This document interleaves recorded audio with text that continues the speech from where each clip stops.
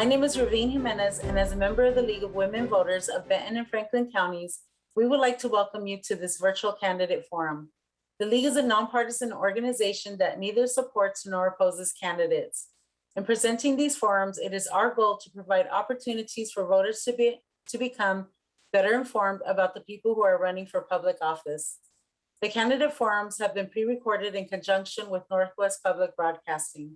The candidate forums will also be available for viewing through additional partners, such as on the Mid-Columbia Badger Club website and on the cities of Richland and Pasco's websites and TV channels for the prospective races, as well as the League's Facebook page and website. The current local races are all nonpartisan positions. At this time, I would like to introduce our moderator, Matt Loveless from Murrow College of Communications, WSU Pullman. Please join us in welcoming Matt. Well, good evening and thank you for being here. I am Matt Loveless, your moderator and scholarly assistant professor in the Murrow College at Washington State University. Tonight is our final night in partnership with the League of Women Voters, moderating debates for races in Benton and Franklin counties.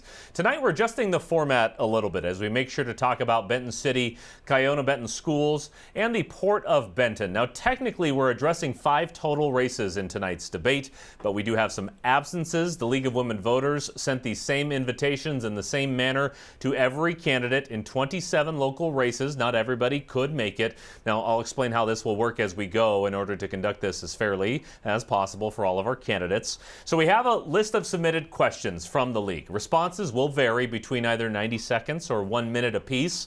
An equal amount of time will be given to each candidate on a particular question.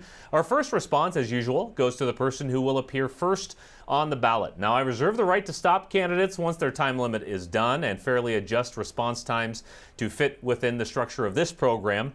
Our candidates are aware of these ground rules. In our first forum tonight, we will attempt to adequately cover 3 races for the Benton City Council. First, I want to introduce the candidates in all 3 races. For position 1, it's incumbent Lisa Stady and challenger Jessica Boss Wadsworth. For position 2, 2 potential newcomers, Luis Carlos Ruiz and Bill Reed. And in position 3, Alex Weber will step in to challenge incumbent David Sandretto. Now, before we begin this one, we do want to note that the League of Women Voters of Benton and Franklin counties has worked very hard to connect with candidates in all 27 races we're attempting to cover for these debates. So not everybody was able to attend our virtual program. Some have submitted statements in lieu of their attendance.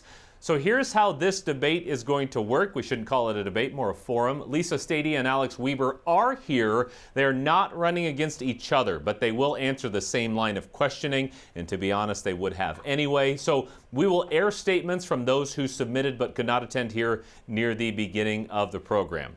All right, so I'll explain this, I'll guide this along, and here's how we'll start. Miss Stady, you are here. Welcome. Thank you very much for being here today. Thank you. My pleasure. And while we don't have traditional opening and closing statements, the first questions allow for an introduction of sorts. That question, pretty simple one, we think. What's your biggest goal in running for this position and why? If I get to continue in my elected position, I plan to have be mindful of residential developments. I want to make sure that they're well planned with the infrastructure such as accountability for streets, sidewalks, taking into account for water and sewer needs. Our city has RCO dollars that need to be put to the best use possible. So I want to make sure that helps the families and our new families and businesses. We also need to fix our lift stations, improve water connections, water quality and supplies. And I want to continue connectivity between Benton City and surrounding cities. And I'm on that steering committee to do so. Also, we need to improve our park spaces. We just got a new park and I want to help make the improvements on it so that families can have another place to enjoy right near the river. All right, Ms. Stady, thank you very much. Mr. Weber, we'll get to you in just a moment, I promise. Thank you for your patience. Now, as I said, the challenger in this race, Jessica Boss Wadsworth, could not be here tonight, but she did send us this statement. Hello, friends. My name is Jessica Bossa Wadsworth, and I'm running for Benton City Council, Position 1. In my early 20s, I joined the Laborers Local 348 apprenticeship program, which has given me a lifelong career and the ability to buy a house in Benton City. The first time I went to Benton City, it reminded me of the town I grew up in, Enterprise, Oregon, and knew this was the place for me.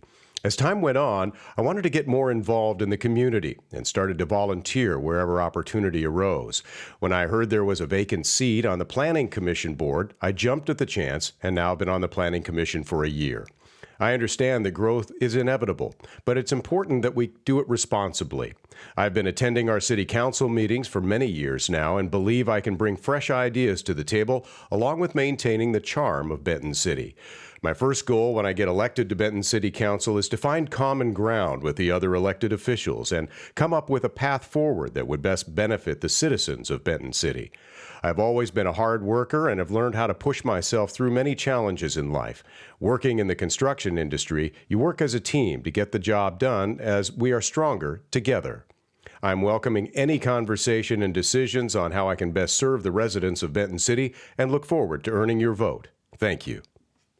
And as for the position 2 race, we will address that here quickly as neither Luis Carlos Ruiz nor Bill Reed could be here. Mr. Reed did not submit a statement, but we do have a short one from Mr. Ruiz, and here that is. I'm running for Benton City Council position number 2 to assist in promoting positive change. As our area continues to grow, there needs to be initiative to keep up with the growth of the town's population. Growth brings with it needed housing, businesses, and resources for the community. My goals include working toward establishing activities and places for our youth to spend their time when they're not at home and school. I also want to establish and maintain ongoing relationships with our small businesses, as well as with City Hall and the Chamber of Commerce, to help our local economy. Thank you for your support. Luis Carlos Ruiz there in the Benton City position 2 race against Bill Reed. And finally, zoning in on the position 3 race, which pits challenger Alex Weber against incumbent David Sandretto. We did not receive a statement from Mr. Sandretto, who couldn't make it tonight, but Mr. Weber is here. Thank you for connecting. Thank you for your patience here on this call. And we'll ask you that first question as well. What is your biggest goal in running for this position? Absolutely. Thank you, Matt. And thanks for having me back again. I really appreciate it.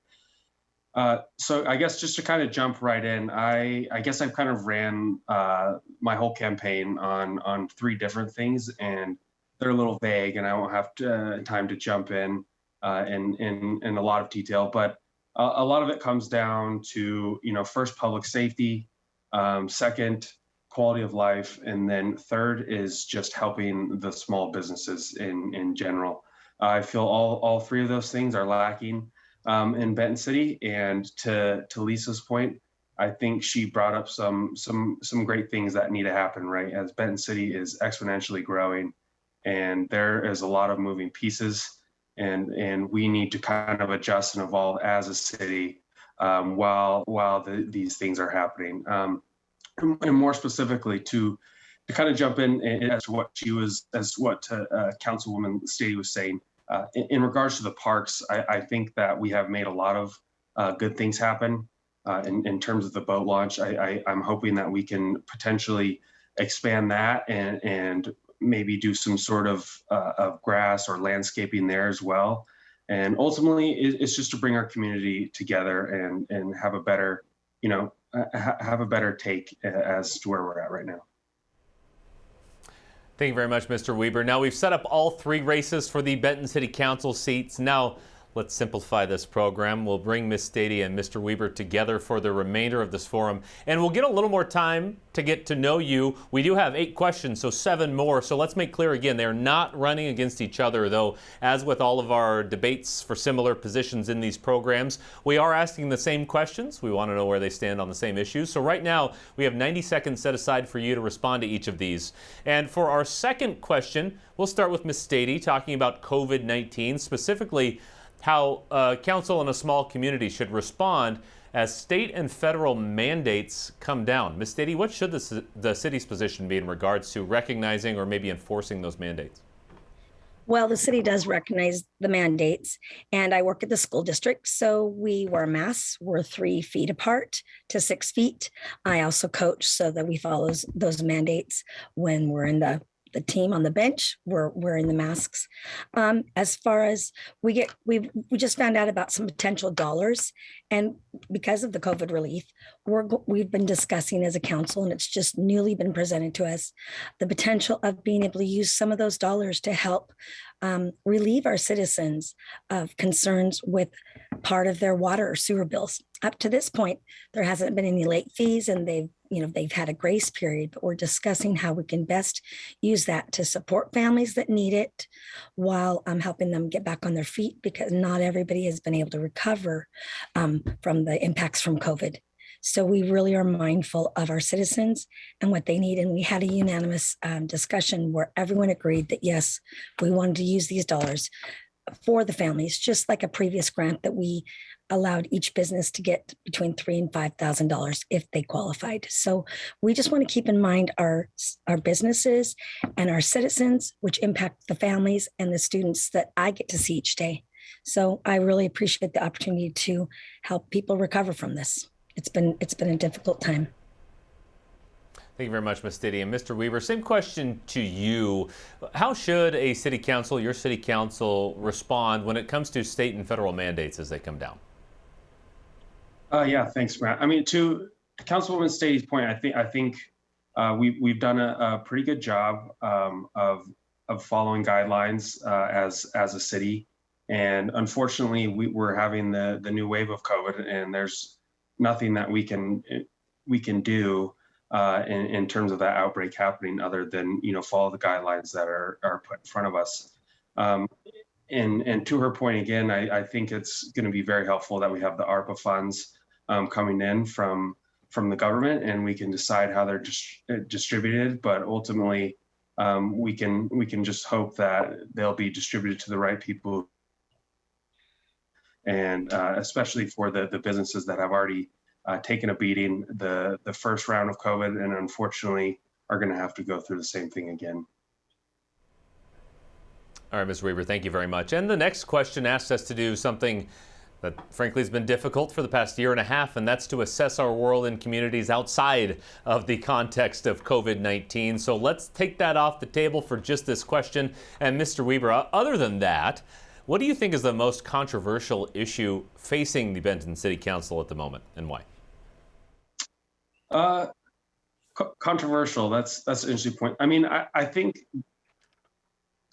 that's kind of the root of the problem, right? There's just a lot of controversy amongst a lot of the council members and the mayor and the lawyers, or just a lot of internal conflict within the city, and that ultimately reflects on the staff. And it's sad to see, because while there's a lot of turmoil and there's right and wrong on both sides, ultimately the only people that are hurting from this are the citizens of Benton City. And in all honesty, it's very selfish as a council member or as the mayor who's supposed to represent the citizens, that there's this conflict that's getting in the way of us growing as a city, especially in a time like now where Benton City is growing exponentially relative to where we've been in the past. And if I get elected, ultimately the real hope is we can reflect what the citizens want and what they're looking for in our city. And that's what the council is supposed to do. All right, thank you very much, Mr. Weaver. Ms. Stiddy, same question to you, and I know this is sort of an open-ended question, and we're very likely to get more specifically into some of these topics coming up later in this forum, but what do you think is the most controversial issue facing the council at the moment? Let me just list a couple, and then I can focus on one. A couple things is public records requests have gone up substantially, which does increase lawyer fees. They were mentioning 3 years ago there was less than 5, and at this point there was many. I don't want to say the dollar amount, but it was just numerous. So it's keeping legal fees high, and many people in the public do have the right to request, but it's happening frequently. The hiring and retaining of city employees, that's been difficult. We have to update codes and charges to reflect current prices and current costs. Economic development, and then where to put our monies. Do we put our monies towards cameras to check out the wells, to fix the sewer, to fix our lift stations? Does it go to roads, or does it go to parks? So just deciding those priorities. And we've had some planning sessions where we've developed priorities, and with city employees changing or being such a skeleton crew, it's been hard to go forth on those goals. And the last, I think, lack of understanding. Alex Weber, and others have contributed to signs that say that previous council members have done nothing in their terms. And it needs to be where we have understanding, where we work together to accomplish things, to get things done. And many things have been accomplished. And we need to focus on what we can continue to do in the future. Thank you very much for that. Now, question 4, we're going to deal with the aftermath of a vote that took place during the primary election in which voters rejected a change to a city manager form of government, keeping the mayor as the city's chief administrative officer. Miss Stady first, excuse me, how does the city move forward on this issue? I think accept the vote and go forward in the manner that we have, while requesting of the attorneys to set some boundaries and guidelines for council members and mayor to go forth. I think to have a spirit of communication where we're looking at where we can meet and what goals that we can all agree on. I think we all agree that we want our citizens to have quality of life. We want the new families that will be coming into these new home developments. Over 200 plats are currently in process. We agree on, we want the environment to be clean. We want the education to be excellent to help people be able to get jobs and get out of this COVID slump, as well as a state of less money, perhaps leading towards poverty. We want to help people, and this community can join together. The food bank is successful. Our events are successful. The schools have a lot of people coming and cheering for their parents, coming for kids, and kids being there for families. So we have that small town feel.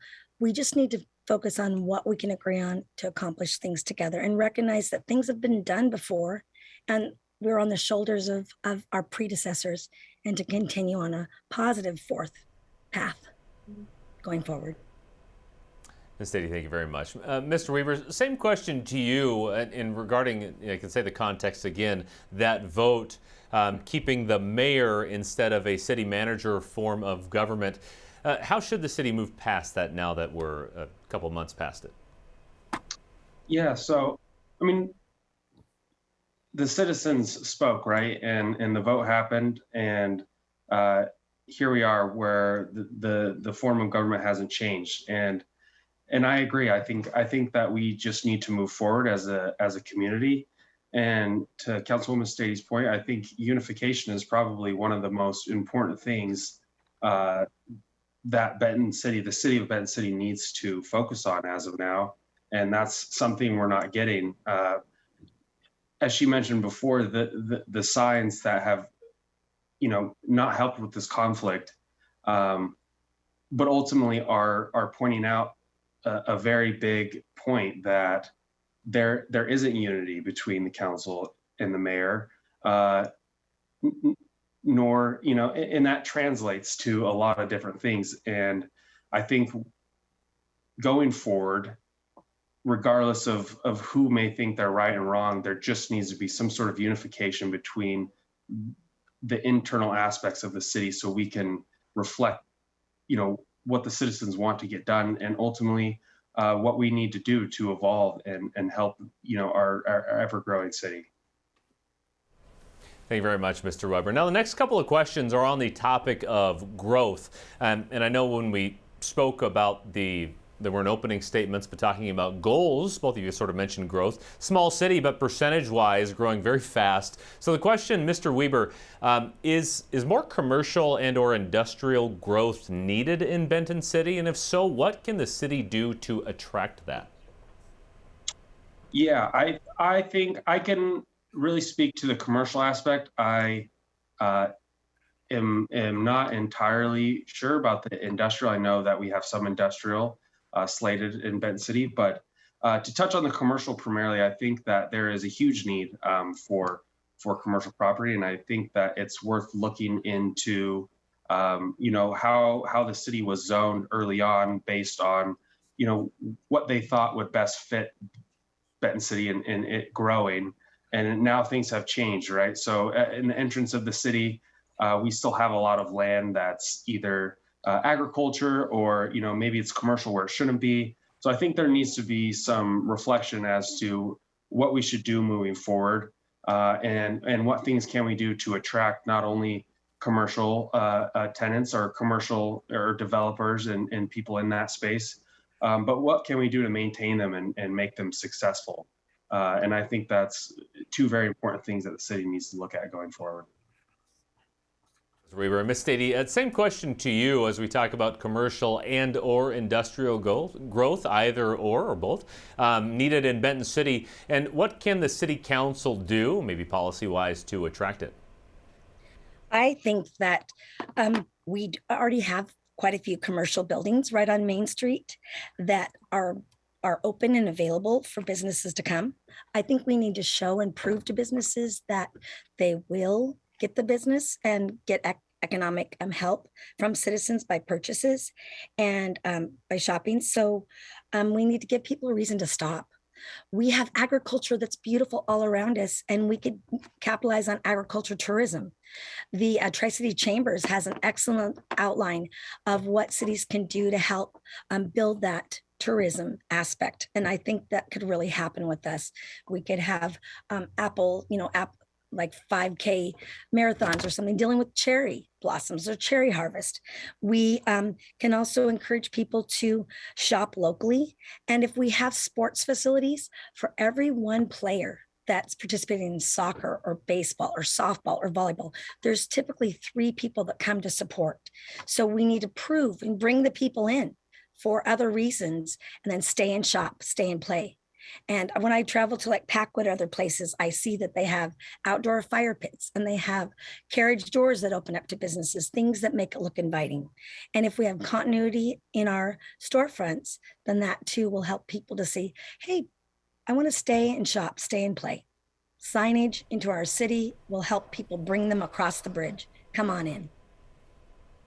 All right, thank you very much, Ms. Stady. And the next question sort of meant to assess the other side of the coin here regarding Benton City's growth. What solutions do you have for any potential negatives that might come with it? Ms. Stady, you were just talking about it. Let's pick up where you left off. Well, being an educator in the Kaibi School District for the past 22 years, I am well aware of the growth and the need for space. Our school in the elementary, every room is filled. It's filled with wonderful students, specialists, interventionists. And I know that our superintendent is happily but busily looking for places for us to educate these kids, because there's going to be families coming and we're going to need to have space, especially with some of the restrictions or requirements of 3 feet or so. So we need to make sure that we're looking not just to this year and next year, also with growth. We need to make sure that we enforce sidewalks so that these new residential developments have sidewalks for kids to walk on and families. Parks. I asked us to update the code so that we would require a certain amount of square footage of park for every square footage of home development. I travel, and when I do, I look at what makes it an inviting public space for families and people, because I know that adds to quality of life. And I believe that we need to, again, make sure we have enough water supply. Our sewer systems are working, our lift stations are working well in our streets. Citizens don't see this, but they certainly recognize when it doesn't work and when there's limited water or their water's shut off for a period while they're repairing it.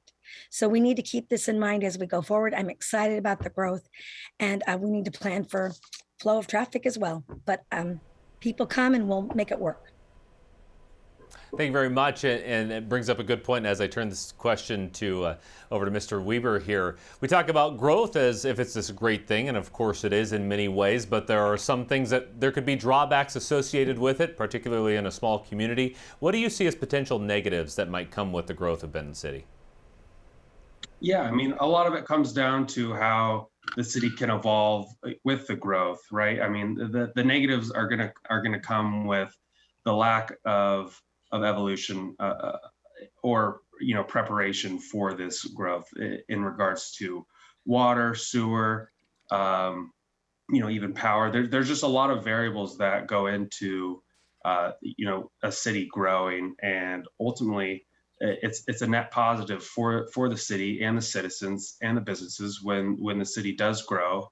And typically when you see the most negative outcomes are when there's no preparedness or preparation from the city side to kind of accommodate that growth. And And I know we're kind of struggling already in terms of there's a lack of water meters and the lack of staff, and things are taking a long time. And I think if we can kind of, pick up that pace and continue to grow while the city's growing, it will be a net positive to everybody.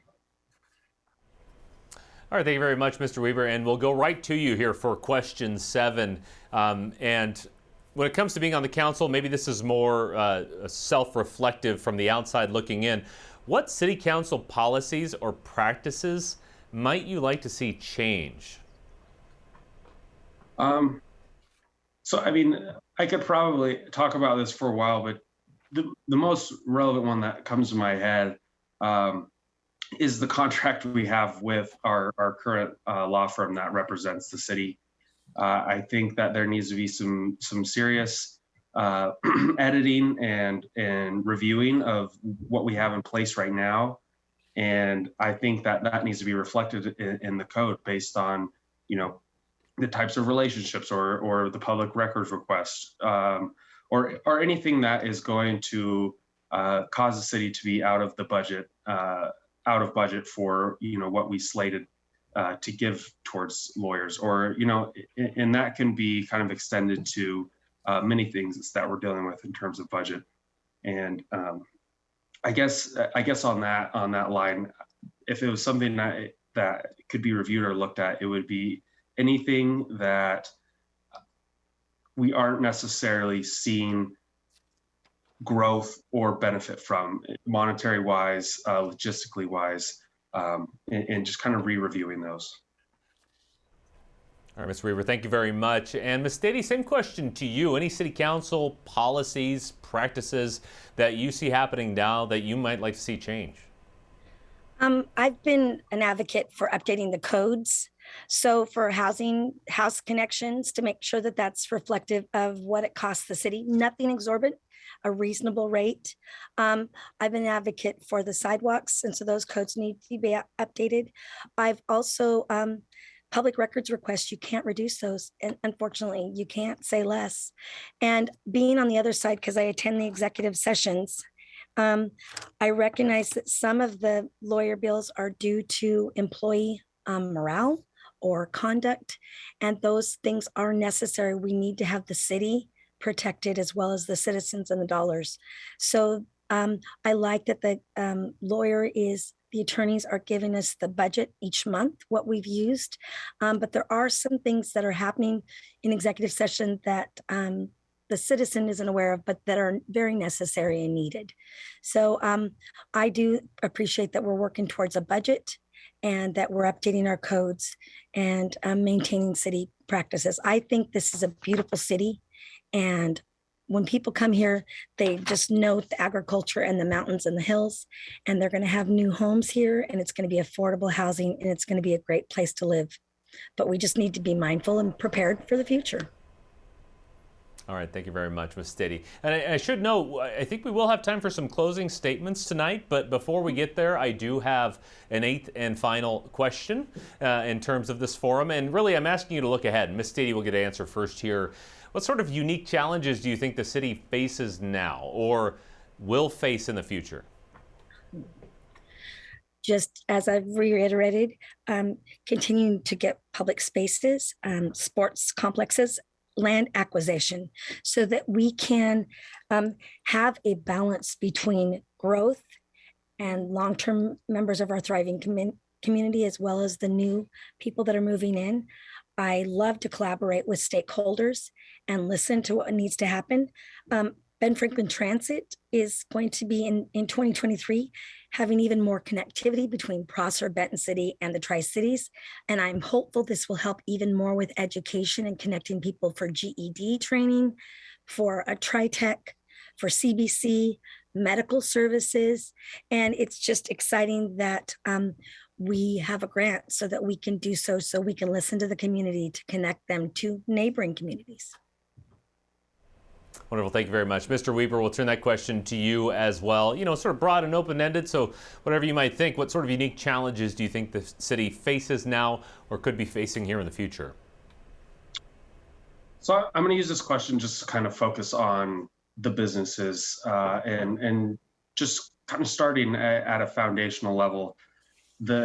One of the issues unique issue that Benton City faces, and not necessarily a bad thing, and I absolutely agree, it is a very beautiful city, but the issue is the entrance to the city is not so much, right? And first impressions are extremely important. So how do we get people, businesses, et cetera, to come to the city and want to be, involved in the city, whether it's being a customer and in supporting the businesses, or it's actually living here. And a big issue is you cross over a bridge that it hasn't been maintained. It doesn't look great. We're trying to, recuperate and make it look nicer. But at the same time, for the first 1,000 feet, you drive in and it kind of gives you a bad taste in your mouth. And it's sad that we've let it get to this point. But I think a unique challenge we face is how do we come together and clean up the facade, I guess, of Benton City, so people are more apt to come in and realize all the great things that we have to offer. And I think that is something that, as a council member, I would love to focus on. All right, thank you very much, Mr. Weber. Now, I know we've covered a number of topics here tonight, and we've kept you for a long time, but looking at our time, we do have room for some closing statements, wrapping up everything in this debate, and we're going to keep it at 90 seconds apiece for these. So we'll start with Mr. Weber first. It is your turn to go first. Your closing statement now, sir. Yeah, so I just kind of reiterate some of the things I've already said in this forum. I feel the root of the problem, and I don't want to say that there's just all sorts of problems, but unification between our council members, between the citizens, transparency, and ultimately just realizing that as a council person, our job is to objectively reflect what the citizens are looking for in our community. And I think that there has been a lack of that with the current council in office now. And I will strive to communicate and work with whoever is across from us and at a very objective level, so we can just get things done and ultimately improve this beautiful city. And not only that, but make it grow, make it a place that people actually want to go, make it a destination. We have so many beautiful mountains, so many beautiful wineries, so much potential to really double down on. And it's sad to see those things happening only because of a small group of people. Thank you. Mr. Weber, thank you very much for your time. Ms. Stady, we'll turn it to you as well. 90 seconds for a closing statement, whichever topics you like. I appreciate the privilege I've had of being a city council person for the last 12 years. By being on this council, I've learned when to speak up, how to set some goals, and how to serve on the Ben Franklin Transit Board, as well as Fire Commission Committee. And I have a deep love for the family and the children of the city. And the school is kind of the hub of the city. And so decisions need to be made for the homeowner, but also for the kids and our future. We need to prepare for growth. And I advocate for community, and I focus on public spaces, and I keep an eye towards the future. There are many goals that we've set forth in other planning sessions. We've had think sessions with communities, also with college students that came and used Benton City as a project. They've given us an abundance of ideas. And I think that we need to keep our city staff so that we can have continuity of staffing, so that we can take a goal for Benton City and work towards that goal and have it in a red zone, a yellow, and a green as we carry it forth.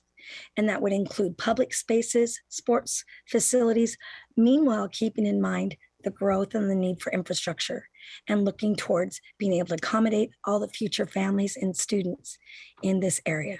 I have a love for Benton City and a long-term knowledge and history of what's gone on, and that is not a deficit, it is an asset, because I know where we've been and where we're going. Well, Mr. Weaver, Ms. Stady, thank you so much for taking plenty of time with us tonight. A couple of candidates for Benton City Council. Now, I want to remind viewers again, they're not running against each other. If you need to find out more, be sure to watch this program back on the Northwest Public Broadcasting YouTube channel. But we did get a little more time with you than in our previous races. We really appreciate that we got to. And best of luck for a clean race here in your final weeks of your campaigns. Thank you very much. Well, moving on now to a race in the Kiona-Benton School District. The race we're focusing on is for Director 3. The incumbent in this seat is Teddy Bryan. She's in the race against Jean Jones. Now, Ms. Jones could not attend tonight's debate. We did give her the opportunity to send in a statement in writing.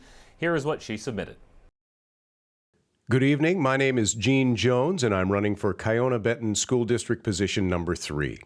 I've been a resident of Benton City for over 50 years, in which time my husband, daughter, or I have been active in the school. My husband was a KIBE history teacher for 42 years. My daughter was a K-12 graduate of KIBE, and I have volunteered, driven bus, and for the last 30 years was a paraeducator. I've been very active in our union, PSE. I've been president for over 8 years, vice president and para-representative. I have sat in on many work-related meetings and participated in many contract negotiations as a union representative. Therefore, I am very familiar with the district. If I am elected, I would like to see more transparency when possible. I would like to see the public be able to ask questions or make comments on each agenda item, thus being more involved. Input can be very valuable, and I do not think this is made possible as often as it should be. I would also like to see newly hired supervisors and administrators required to live in our district. There are about 12 of them now, and I believe only 3 live in the district, a district that pays their wages, yet they can't support our levy. These are some of our highest paid employees and usually the least invested. Please consider voting for me come November. Thank you. Jean Jones. Once again, that was Jean Jones, the challenger in the Kiona-Benton School District Director 3 race, who could not make it tonight. We are, however, going to hear from incumbent Ms. Bryan. Thank you for your time. Now, as we do not have the traditional debate format for this will just be sort of a question and answer session and hitting on a couple of specifics, but also some big picture goals for the district. And the first is one of those big picture ones. What is your biggest goal in running for this position again? My biggest goal, well, so I ran for this position 4 years ago in hopes to make some changes. And I didn't have anything specific in mind. I really just want what is best for the kids, and be that what their parents would like to see or what we feel as a district is needed to be out there. The kids, that's who our focus needs to be on. So big goals. I'd like to make sure that all of our curriculum is up to date and that we're doing what's best there and teaching, current and what's the word I'm looking for? Thorough and full curriculum in all of our courses that we offer. I would like to see maybe a few more college in the high school classes if we can get those in at some point, but really and truly I want what's best for the kids from the time they walk through those doors to the time they go home when school is over. And like I say, whether that's in curriculum or just being a safe place for them to be, that's what I'm looking to do, is just make sure our kids are getting the best that we can offer to them. Well, question 2, and it's a topic that's been sort of unavoidable over the last 18 months, the COVID-19 pandemic. Now, more specifically, though, as far as your role as a board member, when it comes to federal and state mandates, what should the district's and the board's position be and how those mandates are applied at your school district? Well, here's the unfortunate thing. There are some rules we have to live by, whether we agree with them or not. It makes it really hard for us, although as a board, we may not feel that, kids coming to school masked or kids needing to be vaccinated, and no, we're not going there. But those may not be what we feel is personally the right thing to do. But sometimes our hands are kind of tied and we have to do what's, unfortunately what we're being told. Could we buck the system? Yes, I'm sure we can. I don't really know how that looks if we were to choose to do that. And honestly, I'm not real sure. I'm quite ready to find out. But, I think we're doing the best we can with what's being put in front of us and the rules we're told we need to be following.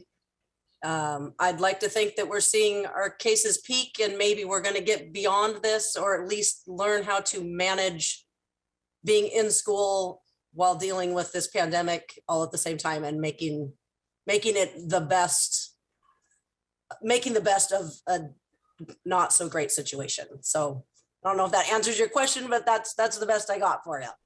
Anything answers my question tonight. The third question, though, is one a number of school districts around the country are pondering at this moment. Love to hear how you would define critical race theory. And as a board member, would you be for or against including it in curriculum in the school district? As a board member, I am not. I don't think it's something that is... I feel as though critical race theory is it's a Band-Aid. We need to teach our history, plain and simple. Whether that history is great or not so great. I am of the belief that if we don't understand our history, we're doomed to repeat it. So critical race theory is not something Benton City is looking at putting into their curriculum at all.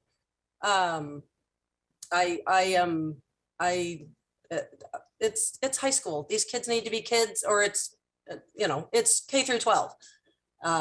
It's just not. I don't feel like K through 12 school district is where CRT needs to be taught. So. That's my take as a board member. And I know we have about 20 seconds left, but getting to the first part of that question, everybody sort of has a different answer to the definition of CRT. Do you have one? I really don't. I probably should. Maybe I'll work on that one, but I really have no real definition. I do know that if I understand it correctly, it is something that is taught at more of a college level. And I just feel like that's where it should stay. Well, finally, let's move on then. A matter of policy here as it relates to student success, usually the number one answer in terms of what goals you have there. Curious what you think the district can and should be doing in terms of policy and making sure that it has a wide-ranging impact on all students in your district. Policy in general? Yes. Okay. Student success related policy. Yes. Okay, gotcha. So, like I said earlier, student success should be first and foremost. So we need to use our ability, our positions as board members, superintendents, teachers, to make sure that is always what we're striving to do, is to put successful children through our grade levels and eventually out into the world. So, policy, it's just one of those things that it should be kind of a no-brainer.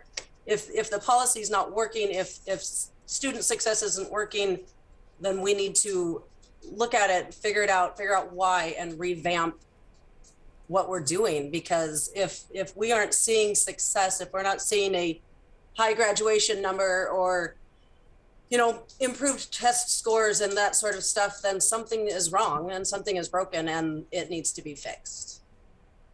Well, thank you very much, Ms. Bryan, a candidate and the incumbent for the Director 3 seat on the Kiona-Benton School Board, running against challenger Jean Jones.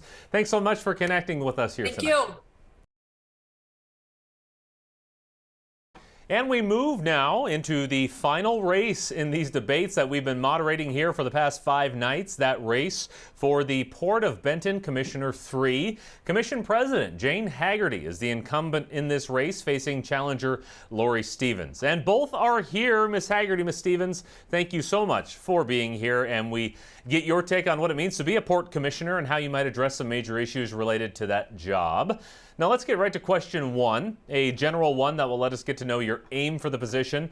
What's your biggest goal in running for this position and why? Ms. Stevens, you're up first.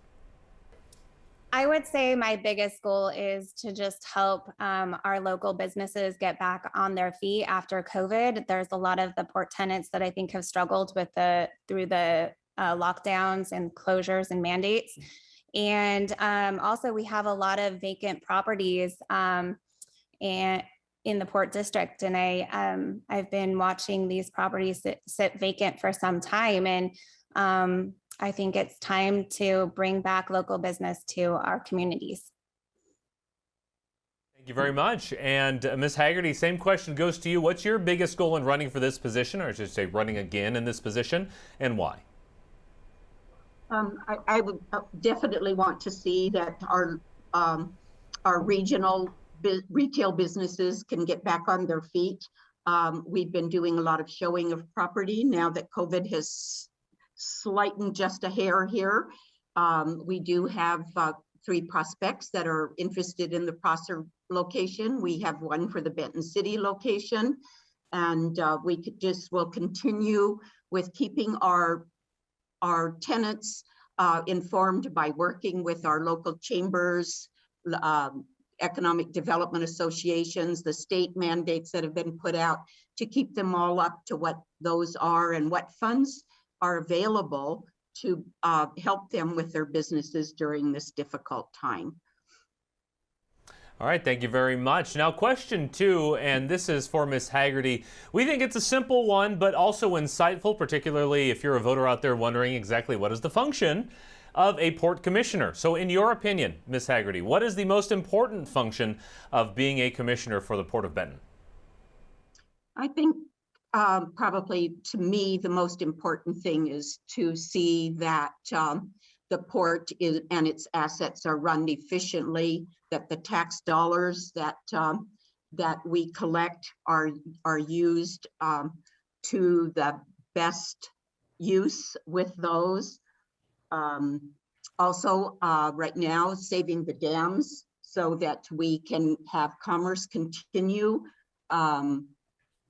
because our rail system is not big enough or good enough within our region here to be able to take care of getting those products to market.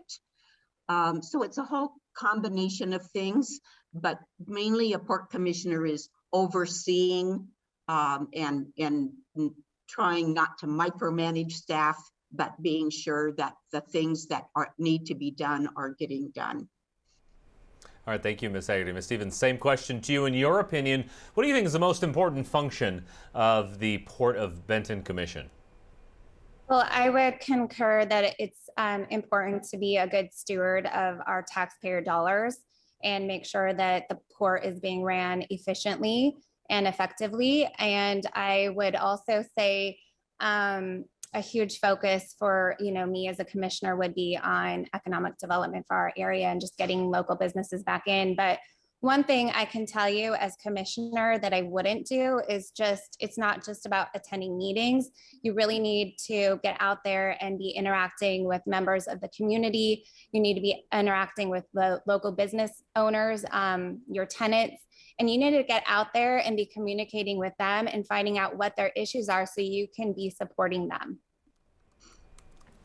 Thank you very much, Ms. Stevens. Now, as we move on to current events for question 3, the Columbia Riverkeeper, an Oregon environmental group, opposes Energy Northwest's plan to put a small nuclear reactor on its leased land there at the Hanford site. So what role, if any, should the port play in this matter? And for this round, we will keep responses at 90 seconds at 1:30. So Ms. Stevens, you're up first. So I guess the Port of Benton, I know that they've been really just promoting clean energy and renewable energy. And I think as we move forward into the future, it's an important role to play. And I guess the port does have the port, the water port there at the Columbia River, which potentially could be used to if they needed to use the barge system to bring in some of the, equipment and supplies for building that project, that they could potentially use that port for that. But right now, I think my main focus would be on building local business.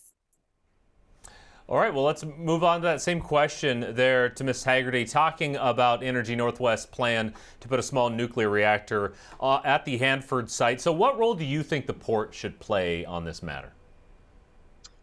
Well, first of all, it's actually not the port that's doing it. It is X-Energy, the Grant PUD, and Energy Northwest. But they're working on advanced reactor advanced reactor demonstration at this point. It is not nuclear. It is some new technology that has been worked on between the different economic development partners, such as Pacific Northwest Laboratories, and so they're. But we have to come up with some other energy things. It's using a lot of. We're still working on solar energy. We're working with wind energy. They're talking about water energy off of the coast. There's lots of different forms of energy that are going on that will continue to supplement our dams as well. All right, thank you very much, Ms. Haggerty. And now our last question. It's sort of a what makes you the best candidate type of question. This does go to Ms. Haggerty first. We'll go 90 seconds for this one as well. What strengths do you have that distinguish you from your opponent in this race? Well, I've worked in economic development within our community for the last 35 years. I've been a port commissioner for this is my 27th year.